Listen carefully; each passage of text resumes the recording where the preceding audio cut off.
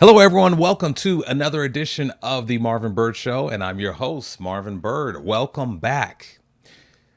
Relationships. We all know as educators the importance of relationships. That's our major tool in terms of bringing about student success.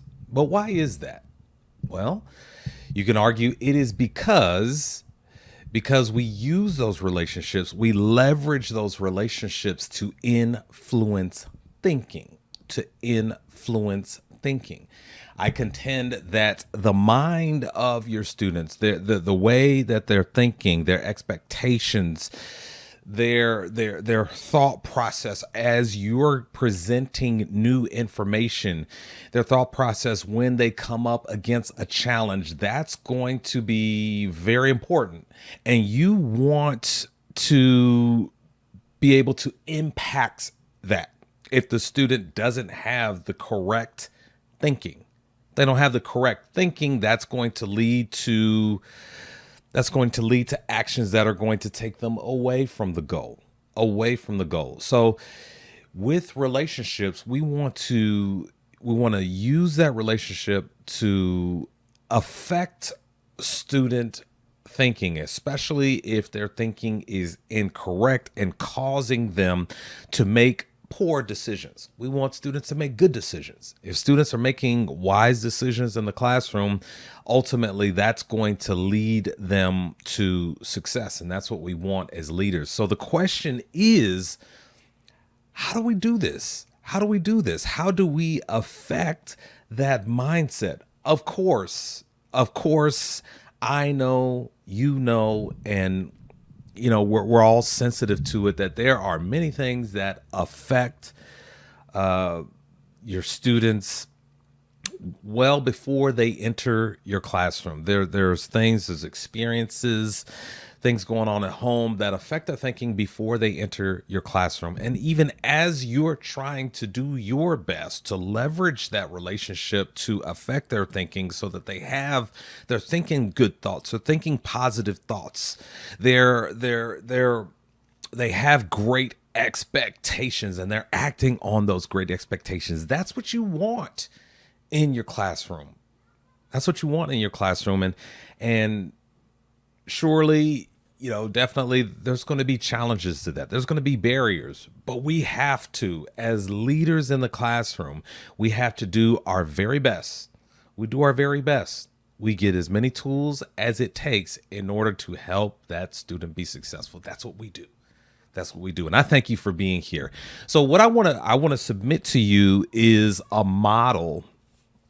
a framework that you can utilize to kind of help wrap your mind around this. How do I even begin to attempt to influence the thinking of my students? Because it's not where it needs to be. They're prone to give up when they face a little bit of adversity, or they got it in their mind that, oh, I've never been good at this, it's just not going to work out. How do you begin to affect that thinking?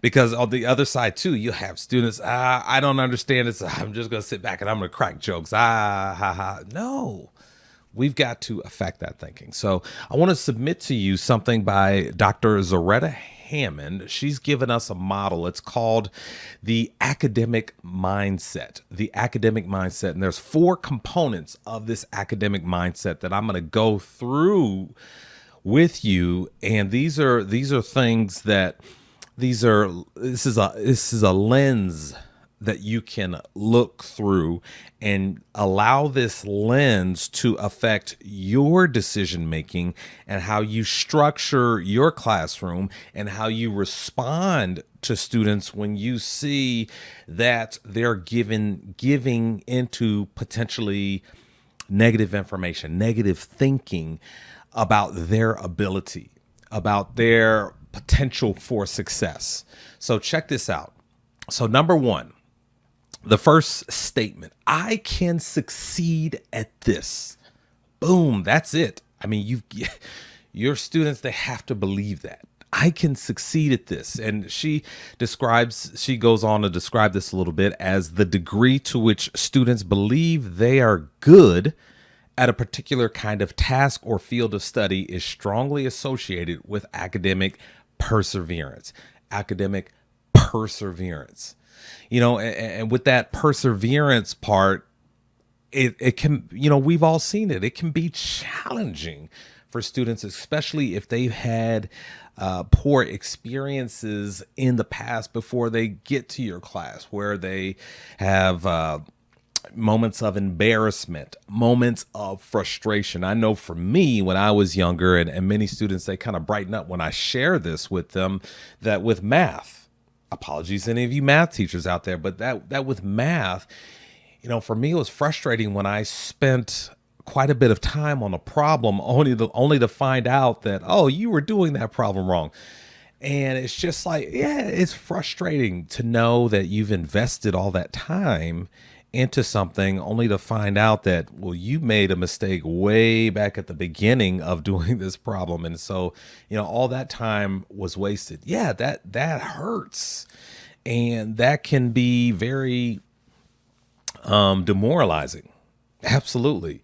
And so in order to bring about that mindset of academic perseverance, what do you do? How do you get there? Well, that's the challenge for you, the leader in the classroom, because I believe that as teachers, as leaders in the classroom, it is our job to give students hope. We're hope givers. We give hope.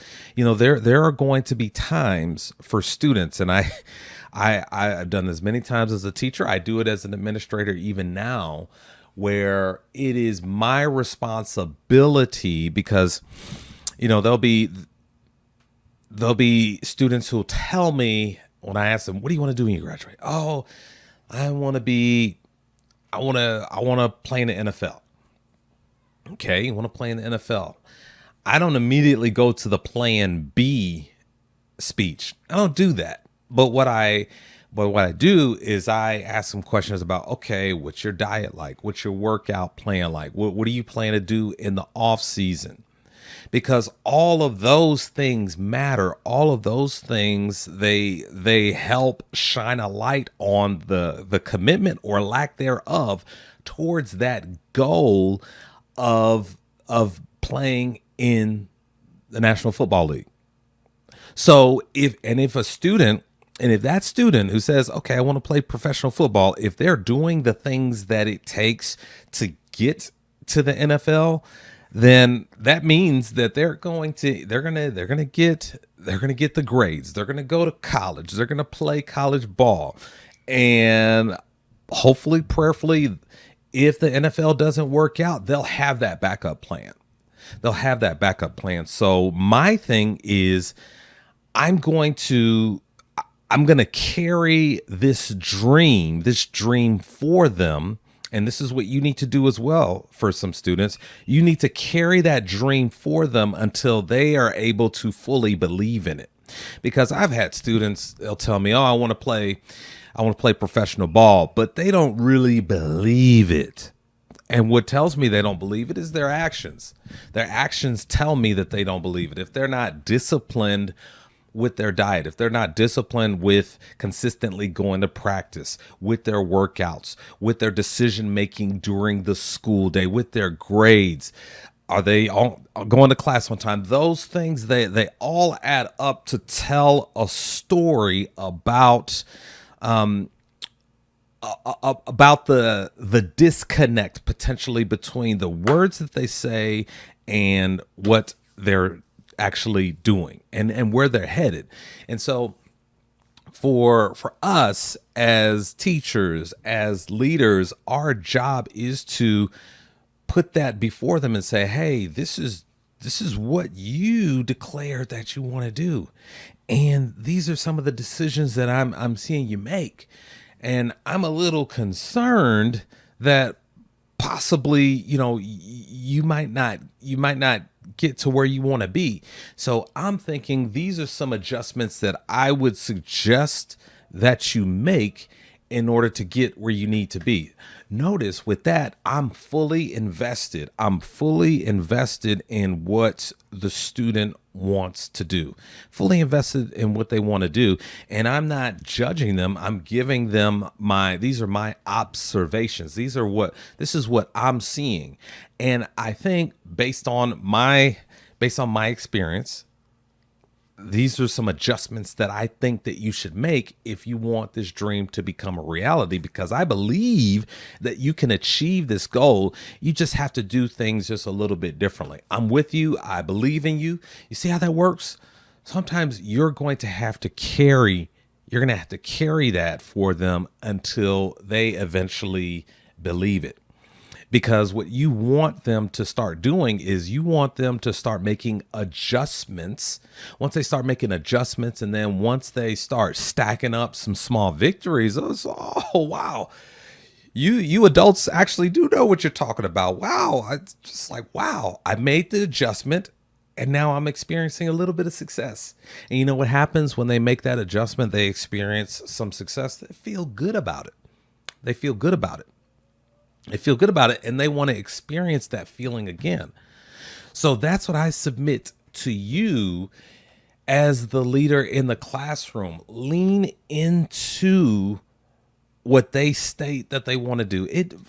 Sometimes, yeah, it may be, maybe it's a little bit unreasonable. Maybe you need to kind of pull them back a little bit to set a goal that's realistic, that you can actually, you can guide them through.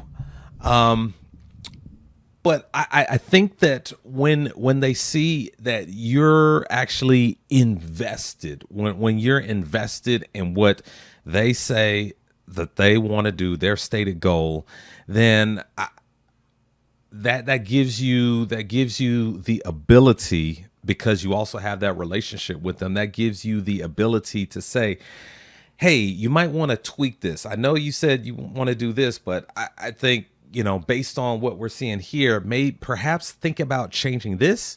And then down the road, that gives you the ability to lovingly correct them by saying, hey, this is what you're doing, and you said that you wanted to do this.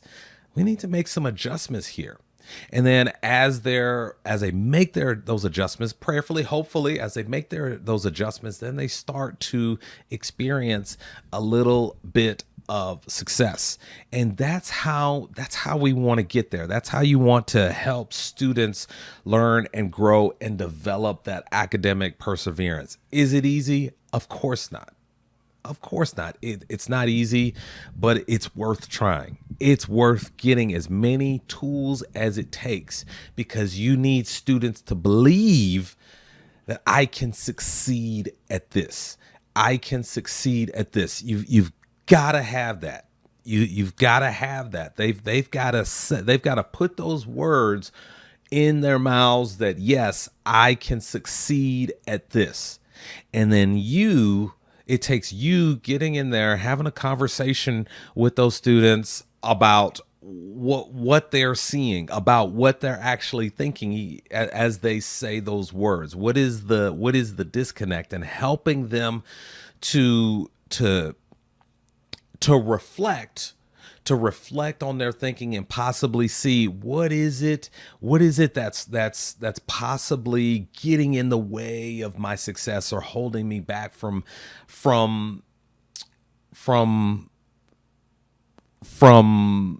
just showing and proving and just putting it on paper that, yes, I can succeed at this, even though, yeah, I know it in my mind, I can succeed at this. But what's actually holding me back? What's kind of getting in the way?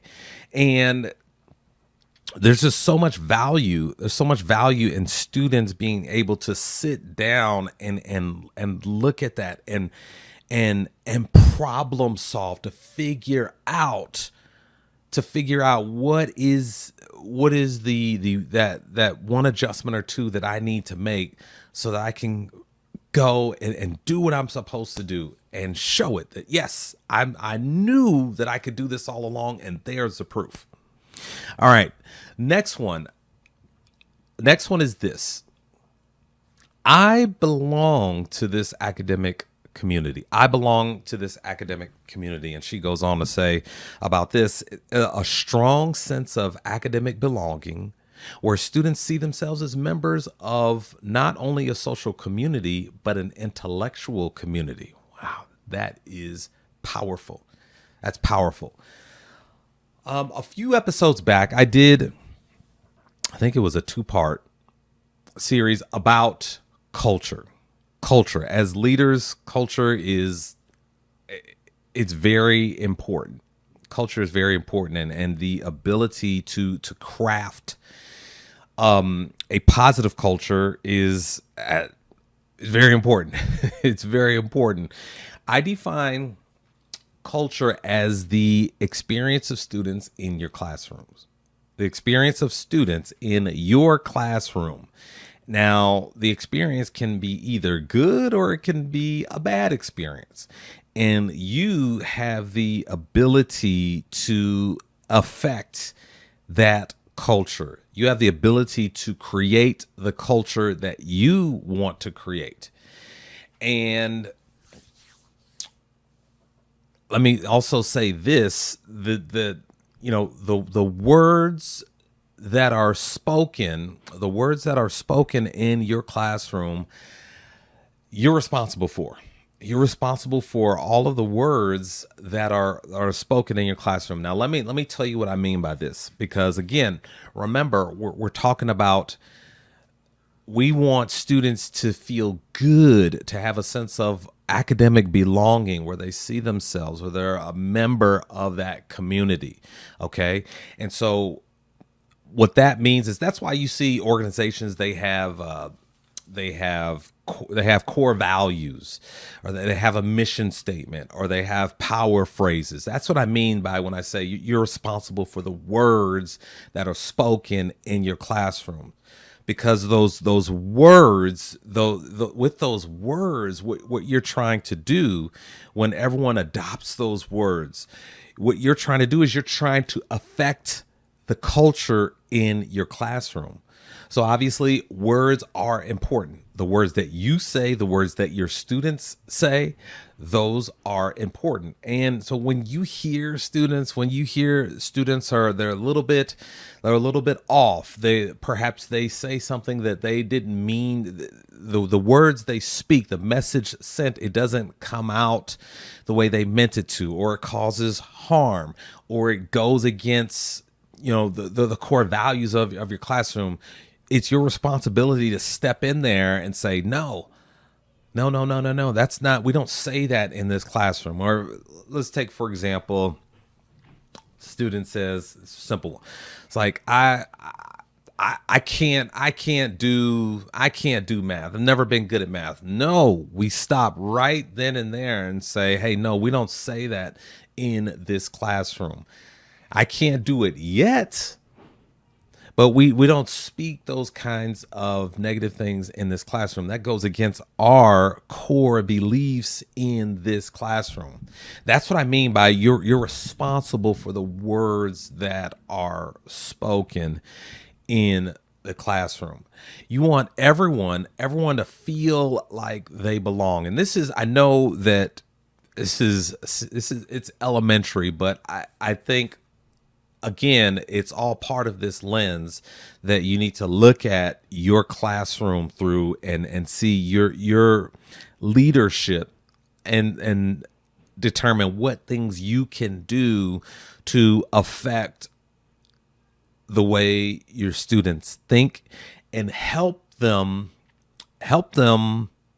achieve success even before they come up, they meet a problem. So again, I want to promote here the couple of podcast episodes that I did about culture and creating a strong culture in your classroom that does everything that Zaretta Hammond talks about here. A strong sense of academic belonging, where people just feel like they belong and then they can succeed and they see themselves. So I encourage you to check out those episodes. And for those of you who are watching, you're going to see a link pop up right now so you can check out those episodes on culture. Building a strong culture is important. You want students to feel good about coming to your classroom and being a part of your classroom community, because what that does is that eliminates any potential barriers based on students' prior experience. And so that's what you want to do. That's the big thing here. When you are proactive about addressing the mindset of your students, you're solving problems, or you're eliminating problems before they even arise, because you have these things in place in your classroom. All right, next up, here's the next component. My ability and competence grow with my effort. My ability and competence grow with my effort. Imagine that. Imagine that. Imagine if all of your students truly accepted and believed in this component, and they said it to themselves. Imagine if you start your class by saying each of these components. Everyone in the class states these components. My ability and competence grow with my effort. You need effort from your students. You need effort from your students. And that was one thing I really hammered home when I was in the classroom. I would say, just give me effort. Give me effort. Give me effort. And I guarantee you, you're going to be happy with the outcome, because I'm going to do my part to assist you, to observe you, to give you feedback, to put you in a position to succeed. Give me the effort. Give me the effort. I used to tell my students that do what you can do now so that I can help you do what you can't do yet. Again, do what you can do now so that I can help you do what you can't do yet. It means eventually you're going to be able to do it, but I need you to do what you can do now. And that means we're talking about effort. We're talking about effort. How can I assess you? How can I give you accurate feedback if you're turning in the assignments late, if you're waiting to the end of the quarter to say, hey, is there anything I can do to get my grade up? No, I can't. What am I supposed to do with that? Are we talking about learning, or are we talking about chasing points? No. You want your students to learn. I want my students to learn. I want your students to be about learning, And it goes back to effort. And you know what, ladies and gentlemen, I remember my grade book. I remember just being frustrated looking at it and seeing, when you put in the zero, we use SIS. And when you look at the grade book and you put in the zero, it just highlights yellow. And I remember looking at it, it's like all these yellow boxes. And yeah, it was frustrating because I needed the effort. Give me the effort. Give me the effort. I can help you do what you need to do. And, it's not easy. It's not easy, but I think that, look at it like this. It's a partnership. It's between you and the student. You have a partnership, and if the student gives you their best, do the best that they can, then your job is to help.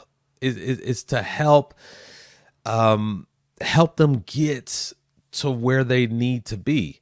And it's a win-win on both sides, because the student, they're giving you their best, and then you jump in and you say, hey, ooh, wow, this is great. I would advise these are some adjustments that you need to make. And then the student is successful. Man, that's a win-win, because the student feels good, and you as a teacher, you feel good as well, because you've helped your student. It's a partnership. But I want to let you know that, I know it's frustrating. I know that, some of you are saying, well, hey, you're not in the classroom and you make it sound so easy, and it's not that easy. I get that. I get that. I get that it may cause frustration on your part. You may not have admin that's very supportive of that. There may be seemingly a lack of accountability on the part of students in your school, and I understand that. I understand that exists. As a matter of fact, in my next episode, preview of my next episode, I want to talk about a Facebook post that I came across where a teacher actually ended up resigning because of, just seemingly a lack of accountability on the part of students at their school. So I know that exists. I know that exists. And, I appreciate each and every one of you who you're hanging in there. You're doing your part. You're leveraging relationships to try to get the best effort from your students. I know it's not easy. I know that because you care, it takes a lot out of you. I know that it could possibly bring you to the brink of burnout because you care so much, because what happens when you don't get that effort from students. You know that eventually that's going to lead them coming to you at the end of the grading period saying, hey, what about those missing assignments? I get it. And I'm sorry, but I thank you for hanging in there and just doing the best that you can for your students, because ultimately I believe that with most students, I said 99.9% of those students that you're spending time on, you're working with, and they're just frustrating you because you're not getting the effort that you need from them. I think that in their lives, there will come a time, it may be long after they left your classroom, there will come a time where they say, man, you know what, Mr. or Mrs. So-and-so, they never gave up on me. They were always on me, trying to tell me that I needed to do this, and I didn't do that. I truly believe that happens for 99.9% of those students. But ladies and gentlemen, continue, leverage the power of those relationships, and imprint this on their brain. Put these words in their mouths so that my ability and competence grow with my effort. It's all about effort. If they give you their best effort, then you can give them quality feedback to help them adjust and be successful. All right, ladies and gentlemen. So this last one here, this work has value for me.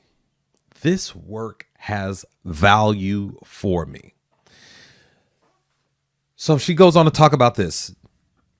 The intrinsic value placed on academic tasks and topics that connect in some way to students' lives, future educational pursuits, or current interests. Now, I think here she's speaking to the why. The why. Why am I in this class? Why am I learning these things? Why am I being asked to do certain assignments? Why am I doing this? And we've got to lean into this. I know that there once was a time where students they came to class and they did it. They did it because you're the teacher. And it's just not like that anymore. And so we as leaders, I'm not saying that we have to change exactly what we teach in the curriculum and those kinds of things. Now, obviously, those curriculum changes they can be positive and those kinds of things, but ultimately, students aren't always going to like every class that they're in, the things that they're having to do. And so when I talk about the why, definitely, you don't want, I remember I had a science teacher who, whenever she was gone, she would have us just copy down definitions from the back of the book. You don't want those kinds of things. And I know that you already know that. There's no one is doing that. So, and when I talk about the why, I think it's that just adding the relevance. The students, they need to see that this information, the things that they're being asked to do, they're relevant. They're pointing back to a learning target. There's a reason for them doing it, and there's no busy work. And again, this is where that relationship comes into place. They need to trust you that you're not going to waste their time, that there is a specific reason that they are being asked to do something, even if it may be in a class that they don't necessarily like. They don't like the content. They don't understand why. I don't like math. I'm not going to do anything with math. What am I doing here? Why? What is the why? And so you, as the leader, again, you're focused on the thinking. You're focused on the thinking of your students. So you have to be proactive and you have to address that. And often with me as a social studies teacher, I had to address that because I had many students come to my class and say, I've never been good at social studies. I had to attack that negative thinking head on. And I attacked it like this. I said, hey, it's not necessarily what we're learning. It's how you are learning it and what is taking place within your mind as you're learning it. That's where the money is. Sure, we can talk about westward expansion, but if you're able to analyze the decision making of the government during this time of westward expansion, if you're able to analyze the manifest destiny and what that meant to the government and the citizens of the white citizens of the United States, if you're able to analyze that, then that enables you to judge their decisions, to really better understand those decisions and how it had an impact on the Native Americans, how it changed the country. Once you're able to do that, then what that does is that makes you a better problem solver because you're able to take in information, look at it, analyze it, and judge it. That is what makes it all relevant. All of the tasks that we're doing, it makes it relevant because now you as a student, you can take in that information, you can look back on it and say, wow, the landscape of the country changed, albeit because of this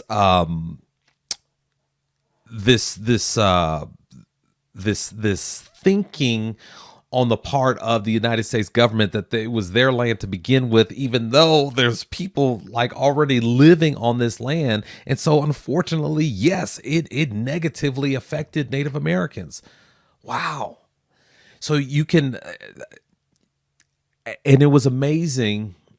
When I taught that unit to my students, they really took that in. And as they were taking in all of that information and understanding how the country changed, they were able to see that, wow, the country did change. There was a lot of advances in technology, but man, with all of that, there was a lot of harm that was done to the Native American people.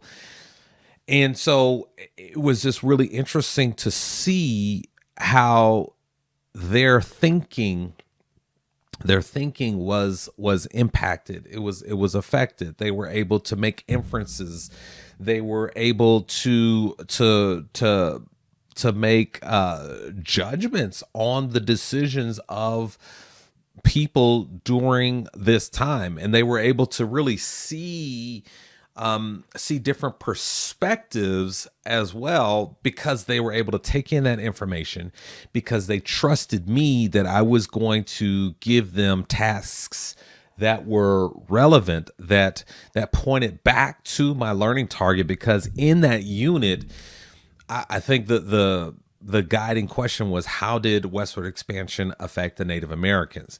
And they were able to list all of these things. This is how westward expansion affected the Native Americans. And so they were able to talk about it from the Native American perspective, but they were also able to talk about all of the different changes in the United States as a result of westward expansion. And so again, with that, they were better able to analyze information, make inferences, make judgment calls, and see things from different perspectives. And even though they might not have liked social studies, the fact that they were able to, those things were going on in their mind, they were able to improve those skills. That is a win. So that makes it valuable. Even though they might not like the content, it makes it valuable. And so me as a teacher, as a leader, I had to go through that explanation for my students and explain to them why, hey, this is, you need to do this. You need to go through this invisible process in your mind because it's going to make you better. Now, let me say this. Let me say this too. Because I feel like I need to say this. You're not an entertainer. You are not an entertainer. Yeah, I've seen this quite a bit, on Twitter, and you're not an entertainer. And this is coming from me, an administrator. I'm telling you, you as a teacher, you're not an entertainer. Okay, so ideally, students come to your classroom understanding that, hey, I've got a job to do. I need to stay focused. I need to pay attention. I need to ask questions. If I don't understand, I need to do what's asked of me. Ideally, that's the way we like students to come to our class. But again, you're not an entertainer. That's not your job to entertain students. But I will say, definitely you want to make sure that you're doing community building in your classroom, and you want to make sure that you're kind of reading the room. That, okay, if you're kind of losing the students, you want to say, okay, hey, maybe we need to take a brain break. Let's take a little break. Go ahead and get out your phones. We'll do 3 to 5 minutes on the phone, or maybe we'll do some riddles or just something to lighten things up. Okay, so you're not an entertainer, but I want you to be able to read the room and just take that in, use that information and make adjustments as you need to. Okay. You're not an entertainer. All right. Okay. So I want to end this part when we talk about this work has value for me. Definitely over the past few years, and this is a good thing that there's been adjustments to curriculum, because definitely I think that if you can make changes or adjustments to the curriculum to bring in perspectives, to bring in individuals that your students are naturally interested in, I think that's a positive idea. That's a great idea. To bring in characters, people, things and tie it into your curriculum. If it fully interests students, go ahead and hook them in using that information. I recently visited a school, and they had an English class, and this English class was all about Dungeons and Dragons. Okay, so they totally revamped. They threw out the original curriculum that they had, and they said, "Oh, you kids like Dungeons and Dragons? Okay, here's an English class about Dungeons and Dragons." I think that's amazing. Now that's extreme, but it worked for the students that they were serving. So if you can bring in elements of that into your class, I think that that's a positive thing. If you can bring in, figures from the local community, different cultures, bring those things into your classroom. Really tie into that, tap into that familiarity to kind of bring them back, make it serve as a hook, because again, you want the students to see that value. You want to show them that value. This is going to be interesting. This is going to help you in the long run, how you're getting, how you're attaining this information. This is all going to be valuable and worthwhile for you. So again, I want to sum those up for you again. So number one, the first component, I can succeed at this. Have your students say these things. Two, I belong to this academic community. Three, my ability and competence grow with my effort. And then number four, finally, this work has value for me. Well, ladies and gentlemen, that is it for the day. I thank you so much for listening and for watching. And also, don't forget marvinbyrd.com, marvinbyrd.com. Check out the blog.